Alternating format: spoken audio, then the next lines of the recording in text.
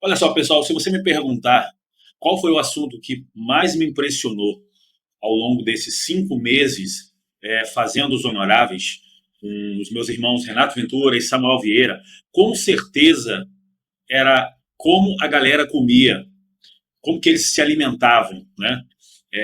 A gente teve algumas impressões, é óbvio que a gente já tinha informações a respeito de como os Mass Monsters comiam nos anos 90, principalmente os caras maiores, né, que faziam 7, 8, 9, 10 refeições, mas me impressionou muito ver relatos, principalmente dos brasileiros. Tem uma frase muito legal do Jay Cutler, que era um cara extremamente disciplinado com a sua dieta, né? Levava isso realmente muito a sério. Ele dizia o seguinte: bodybuilding é comer quando você não quer comer. Ou seja, ele não comia pelo prazer de comer, como a maioria, né? Não comia porque tinha fome, não comia porque tinha vontade, ele comia porque fazia parte do treino, né? Comer era treinar para esses caras. E assim, a gente conversou com muitas pessoas ao longo desses 5 meses, e eu quero trazer aqui alguns relatos de alguns, como por exemplo o Ed Connors. O Ed Connors, para quem não sabe, ele foi um dos donos do Gold Gym no final dos anos 80. Final dos anos 80, não, final dos anos 70. Ele comprou o Gold Gym ali em 1979, comprou do Ken Sprague, que era o dono do Gold Gym ali em meados dos anos 70, e, enfim, nos anos 80 ele revolucionou a academia, foi o cara que montou as franquias, né? E ele tinha uma particularidade muito interessante, porque ele era construtor, ele trabalhava na construção civil, e o Ed Connors, ele trazia muitos atletas para morar na sua casa.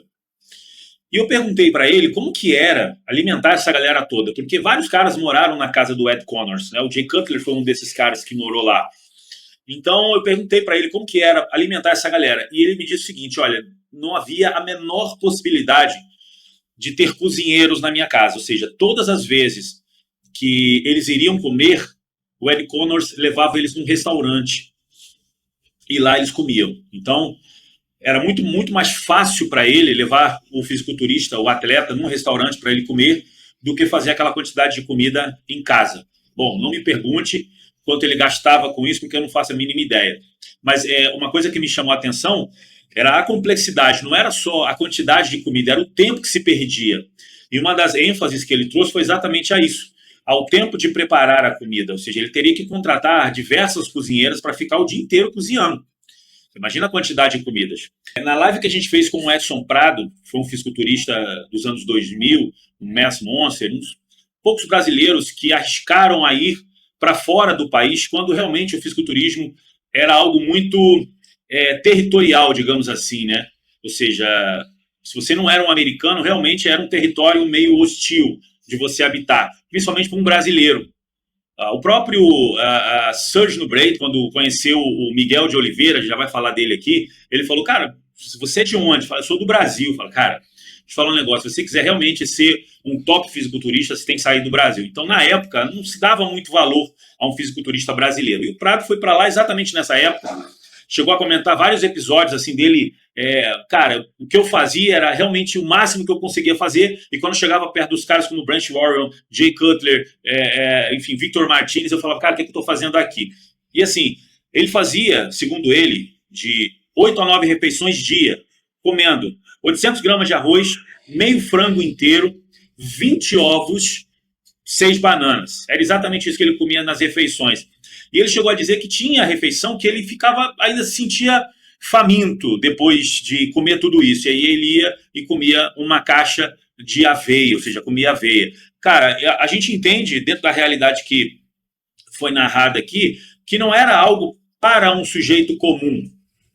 Era algo feito por um cara que tinha potencial para aquilo, que tinha determinação para aquilo, que sabia o que estava fazendo, e entendeu que comer e ser fisiculturista, as duas coisas andavam necessariamente juntas. Uma outra live que nós fizemos também, que foi muito legal de fazer, foi com o Páscoa. E o Páscoa, que é fundador e dono da academia Clube Pódium, lá no Ceará, desde 1984, ele já teve com várias celebridades do mundo do fitness e do fisiculturismo lá na academia dele, como recentemente foi agora o Ronnie Coleman. O Flex Wheeler já teve lá. Mas o assunto que mais me impressionou foi a passagem do Nasser El-Sambate pelo Ceará. O Nasser ficou lá, se não me engano, 17 dias. Então, tem algumas experiências. E um corte que polemizou muito a discussão no Instagram é exatamente como que o Nasser comeu lá. E é óbvio, né?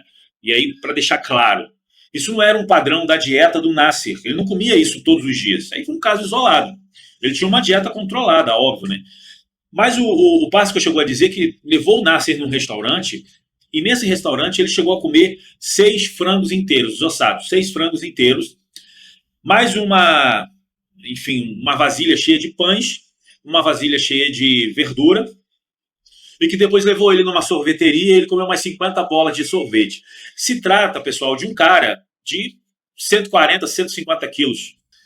Enfim, era um outro tipo de ser humano, digamos assim. Não dá para se comparar comigo, por exemplo, comendo. Então, se eu for avaliar se baseando por mim, é claro que eu vou olhar e falar, cara, isso aí é mentira, não existe isso aí. Esse cara não vai comer isso tudo. Mas se tratava de um mass monster. E esses caras consumiam muita comida para chegar àquele nível, né, de físico que eles chegavam, né, para chegar à quantidade de músculo. O próprio Nasser, ele dizia o seguinte, se você não se sentir cheio, então você tem que continuar comendo. Ou seja, ele sempre tinha que se sentir cheio, aquela coisa de, né, panzinado, senão ele ia continuar comendo. Outro relato muito bacana também foi recentemente o Miguel de Oliveira, um baiano, um fisiculturista, que competiu ali em meados dos anos 2000, um cara que fez frente para muitos atletas que a gente conhece, como o Kai Green, por exemplo, que era freguês do Miguel. Enfim, competiu com o Phil Heath também. Inclusive, acho que no Shao Rei Classics, né? Que foi eu tinha esse DVD na época. E o Miguel chegou a relatar pra gente a dieta dele, o que ele comia. Cara, é impressionante, né? Assim, ele comia, segundo ele, ele fazia 10 refeições. Na verdade, o que acontece? Ele foi treinar com o Brian Thompson, que era o treinador do Ronnie Coleman. Quando ele chegou lá, o Brian perguntou para ele, quantas refeições você faz por dia? Ele falou, eu faço no máximo de 4 a 5 refeições por dia. A base ali, como fisiculturista de alto rendimento, era de 7 a 8. E aí o Brian falou, olha, eu quero que você faça 7 refeições. Mas nos 2 primeiros meses, e aí eu acho que já era devido ao atraso do Miguel com relação à projeção de carreira, ele falou, mais nos 2 primeiros meses, eu quero que você faça 10 refeições por dia. E aí o Miguel disse que ele levantava da cama, comia e voltava a dormir. Imagina, você comer 10 vezes ao longo do dia. E aí era trabalho, tá, pessoal? Não era comer, não tô com fome, não vou comer. Não, era disciplina, era trabalho, era pensar no físico, era comer profissionalmente. Comer para se alcançar um objetivo, um resultado, né? É como alguém que compra uma casa, ele vai juntar dinheiro, então ele vai fazer concessões. O que é mais importante? Na carreira do fisiculturista, o mais importante é comida. É comida. Então ele comia, ele chegou a dizer que ele cozinhava e temperava e cozinhava cerca de 4 quilos de frango de manhã e à noite já não tinha nada. Ele comia 20 ovos a cada refeição. Isso dá um total, se ele comia 10 vezes por dia, de 200 ovos por dia. Eu sei que para você acreditar nisso é muito complexo, como, por exemplo, acreditar que o Nasser comeu 6 frangos num dia só. Eu vi muita gente comentando, mentira, porque o Pascal é mentiroso, como que esse cara foi para lá e comeu isso? Por que ele vai mentir? Né? Se tem uma coisa que eu tenho aprendido com a geração passada, existia, claro, os exageros, aquela coisa do aumento, mas não invento. Mas, no geral, era aquilo ali, os caras comiam mesmo, tá? Então, o Miguel, ele comia essa quantidade de ovos, essa quantidade de frango, né, ao longo do dia. Ele disse que chegou a vomitar muitas vezes. E uma das coisas que ele observa, por exemplo, na diferença do ontem para hoje, é que hoje está muito comercial a dieta, né? Então, o cara tem patrocínio de comida, já vem a comida pronta, embalado, o cara bota no micro-ondas e come. No tempo dele, era comida mesmo, de verdade, tinha que se cozinhar o frango, tinha que se cozinhar o tempo inteiro, não tinha como preparar da forma que a galera prepara hoje. Claro, eram outros tempos, então a gente não vai colocar no mérito aqui o que está certo e o que está errado. Mas, segundo ele, ele realmente vê com um olhar um pouco estranho como que a galera come hoje, né? Tudo muito prontinho. E é claro, né, não é comercial, por exemplo, você dizer que você comia, ia dormir e muitas vezes vomitava ao longo do processo, né? Porque realmente era um exagero. Realmente os caras comiam, comiam, comiam, comiam e comiam. E muitas vezes passavam mal comendo. Então isso não vende, né? Hoje, para o fisiculturismo atual, se é pregado uma outra realidade, que é um pouco diferente dessa. Mas os atletas necessariamente precisam comer da mesma forma, mas não relatar como que era feito. Mas era assim que era feito. Talvez eu até entendo o espanto dessa geração com relação a essa proposta e com relação a esse discurso e essa verdade que esses caras trazem consigo na sua bagagem histórica, porque, naturalmente, como não é vendido isso, os caras não acreditam. Mas acreditam, por exemplo, na quantidade de hormônio que é necessário se tomar para alcançar o físico, como a maioria acha que é fácil alcançar só utilizando hormônio, descredibilizando todo o resto do trabalho. Na verdade, pessoal, o que a gente precisa entender é que fisiculturismo é um esporte de genéticas, né? Então, sendo um esporte de genética, não é todo mundo que vai ser fisiculturista. Porém, como hoje se tornou muito mais comercial e muito mais vendável, e quanto mais atletas as federações e os organizadores tiverem nas suas organizações, nos seus eventos, mais dinheiro eles vão arrecadar. Então, na verdade, se tornar o fisiculturismo um esporte comercialmente viável, dizendo para todo mundo que qualquer um pode ser fisiculturista, é muito mais fácil do que realmente trazer a realidade dos fatos. E aí é onde existem essas contradições com as narrativas, né? Será que era real? Será que não era? Tá, mas como é que você vai saber? Você não estava lá, então não tem como você dizer que o que o cara faz ou fazia era mentira.